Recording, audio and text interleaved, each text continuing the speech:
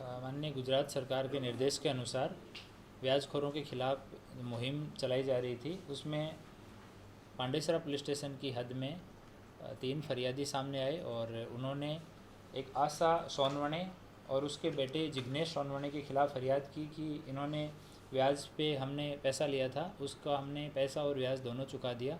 उसके बावजूद भी ये लोग अभी भी हमें परेशान कर रहे हैं, गाली गलौज करते हैं और मानसिक शोषण करते हैं।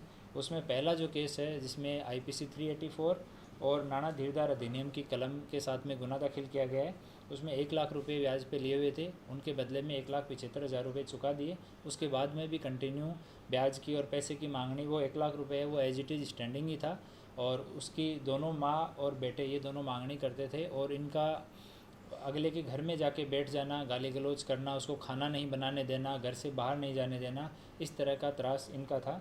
दूसरा जो इनके खिलाफ फरियादी आया, उसमें फरियादी ने इनसे 1,75,000 रुपये अपनी धर्मपत्नी के इलाज के लिए ब्याज पे लिए थे।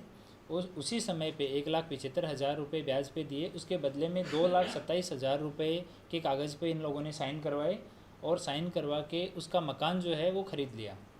उसमें लिखान कर लिया कि ये मकान जो है वो मैं इनको बेचान करता हूँ।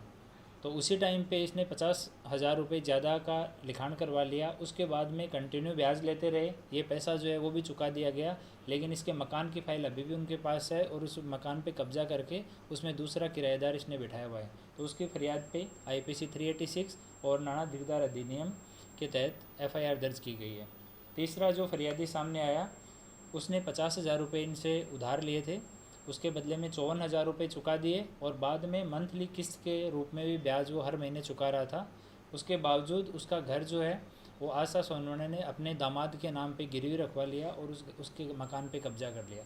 तो इन तीनों की FIR दर्ज की गई है और बाद में जब पंचनामा के दौरान उसके घर पे पंचनामा किया गया तो 3-4 और फाइलें वहाँ पे मिली हैं। तो उन फाइलों में जिनका नाम है उनके साथ में अभी पुलिस कांटेक्ट कर रही है।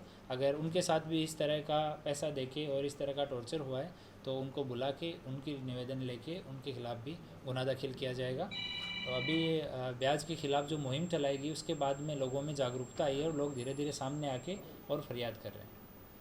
Thank you.